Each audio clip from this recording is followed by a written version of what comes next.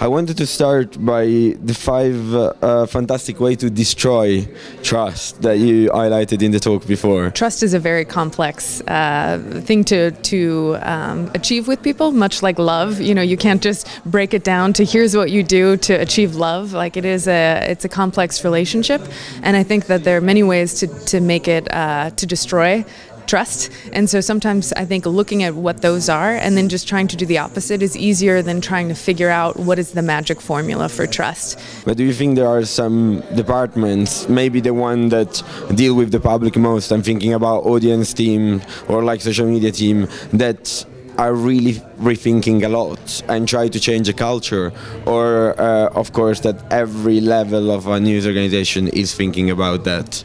I wish every level was. I don't think it is. I think people who work in audience, even on the business side, sometimes are much more innovative in how they relate to people than the editorial side. I think for forever, newsrooms have been of the opinion that they are the gatekeeper and they are the ones who get to decide what is right and what is wrong and how they use their resources. But the people who work on the business side are about customer service. How can we serve you? What do you need? What's wrong? How can we be of help? Where journalists don't have to think that way typically. So I think the audience teams are ones that are starting to do this thinking, but they will meet resistance in various aspects of the news organization. So I do think the news organizations I see doing the best engagement work have buy-in up and down, from the top management to audience team and marketing and growth and editorial. They're all thinking about this. Would you mind describing a bit one of the examples that you mentioned before, like in terms of a tool? I think a lot of times we're looking to tools and technology as the answer to how to solve a lot of the problems that we're looking at.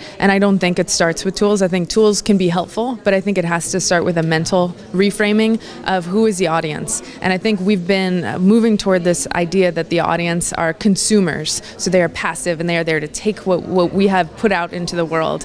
And I'm looking at the audience as partners. How together can we create the information that's going to help us make informed decisions? And so I think the tools come in after your mindset has shifted, and before your mindset has shifted, they're not really that useful. You're just going to do the same things over and over again. So there are a lot of tools out there that you can use in the same way that journalism has always been done, but you can also use them in innovative ways of working with the public as a partner instead of a consumer.